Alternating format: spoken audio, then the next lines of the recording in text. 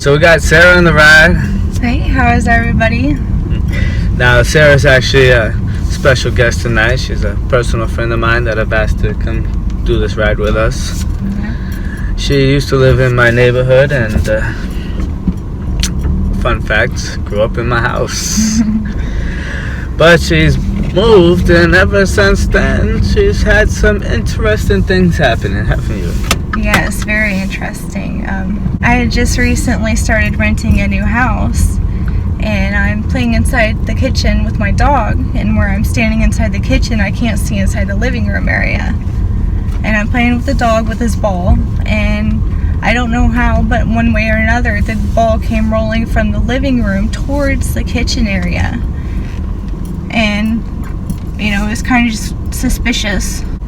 No, when you say rolling in there, was it like anything that could have caused it to like ricochet or bounce off of? No, absolutely not. I mean, there was nothing inside the house for it to ricochet or bounce off to begin with. I mean, at the time we had no furniture. Yeah, that's pretty crazy. There's been another time where I was getting ready for bed one night, and my boyfriend comes running through the door, and he opens the door really fast and goes, "Did you just throw something at me?" No, what do you mean? He goes, "I just seen something run from the kitchen area to the dining area." I saw something running, and was there anybody else there? Well, my parents were sleeping, like, right next to my bedroom door across the whole So house. obviously it wasn't them then. Right. That's great. So with that, anybody else, like your parents, anybody seen things or heard things as well? Well, my parents have said that they have thought, you know, they thought that we had come home or something like that because they thought they heard the door open and close, and, you know, but no one's there. It's just them. And it's gone to the extent where we've had to go up in the attic and look in the attic to see if anything's in there. We didn't see anything. You never found any kind of rodents or bats or anything up there? No, I mean, the only thing up there was a lawn chair, but... Yeah, the lawn chair's up there making noise unless...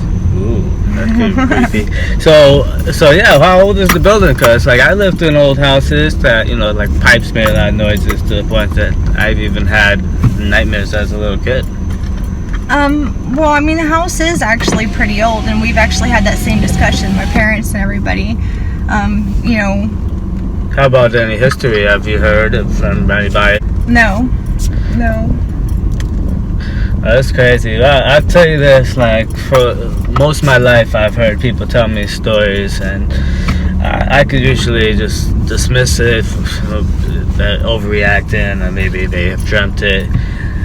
There was a time, though, that I've had where I was cleaning my in-laws' place, and the upstairs, no one's been up there for years. It's just been cats, and the birds had to stay in the bathroom locked up because the cats would try to get on them, right? Mm-hmm. I heard a noise in the bathroom thinking a cat got in there, so I ran in there real fast, and when I went in there, the trash can was rolling just slightly.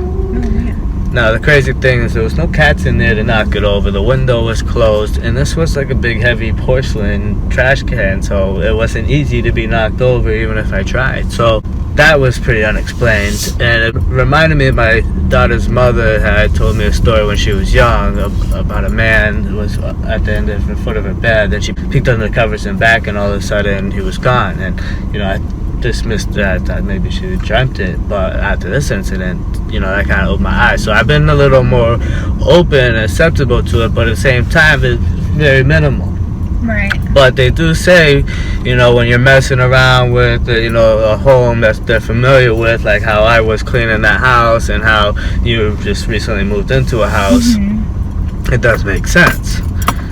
Now, with all this being said, I had to have you come here for more than just a few spooky things happening. With all the things that I've heard, all the stories, I've never actually seen anything that I could not explain or ever, like, second guess. Now, for that, I had to have Sarah come here because she has brought something to my attention. Now, as I mentioned at the beginning of all of this, I I've been asking Sarah for a couple weeks to do this episode. Once she finally agreed, something interesting happened.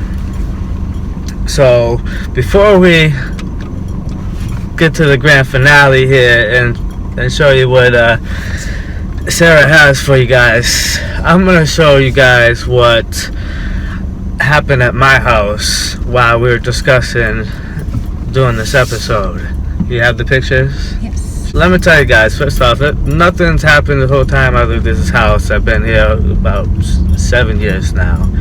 And, well, there was one time it was really creepy. I want to say like 4 or 5 years ago. I was walking down my hallway, and it was middle of the night, so it was like pitch black.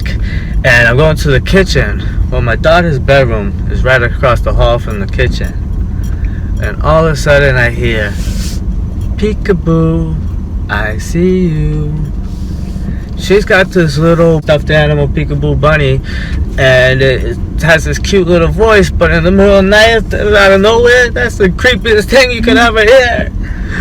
But again, that was something minimal, you know, and maybe something just defective with the doll, but that doll never did it again, so it really still unexplained. You have the pictures ready? Yes. All right. Now you guys can see this is a shelf in my living room, and just look clearly, we're gonna do a little game of what's different here. Now we slide to the next one. So my first thought was, I have a cat and she has a tower next to the shelf, so maybe she jumped on it. Now even if she did, how did these fall the way they did? So the picture on the top shelf fell forward, the picture on the bottom shelf fell backwards. But craziest of all is that the statue has been pushed and slid behind the other picture. If the cat had jumped up there, it would have pushed it straight back or simply knocked it over. And also, how did the bottom picture fall? Now, as you can see in this video here, I'm shaking it as vigorous as I can without breaking it, and none of the pictures have fallen. So the cat, there's no way that she could have shook it more than I'm shaking it right now.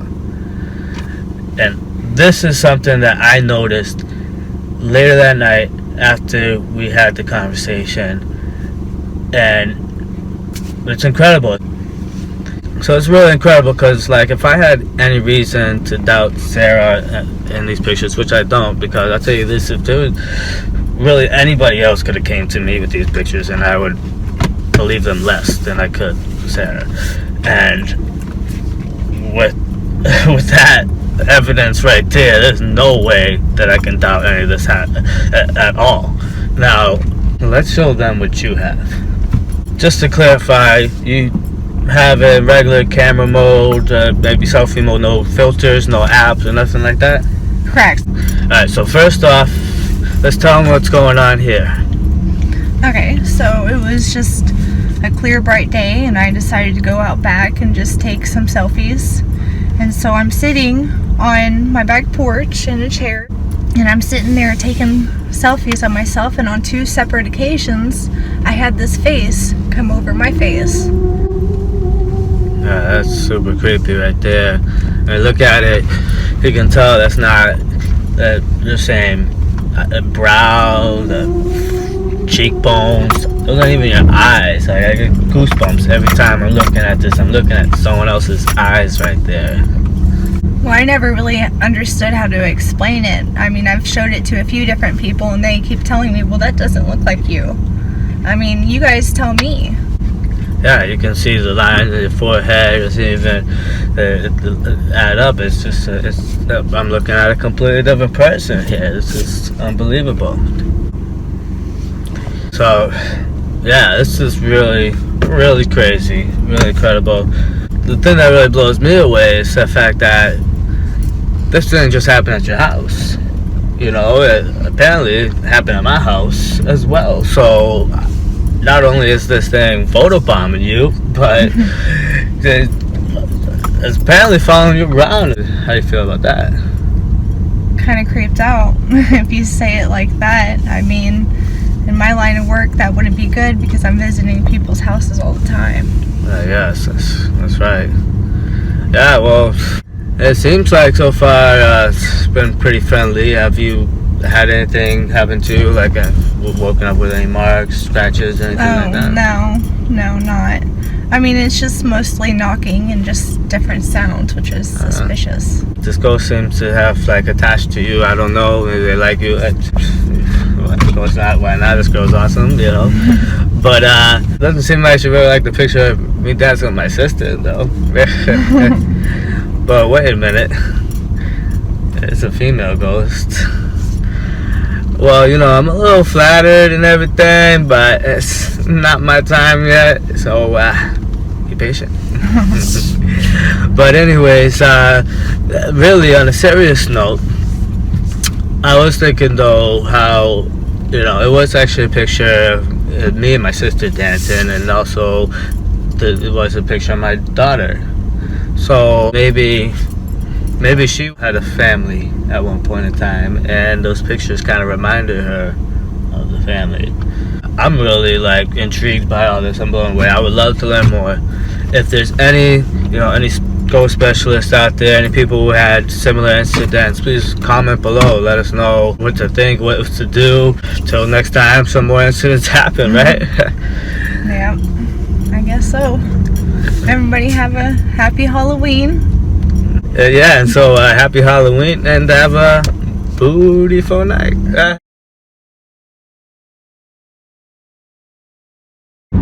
Obviously, I want dolphin. What was the other one? A majestic, Dolphins. beautiful animal from the Just right sea. there. I have one drink. About 45 minutes later, I realize I can barely stand. And His name was Brett Kavanaugh. Oh. Oh, too soon? Too soon? Sorry. Not soon enough.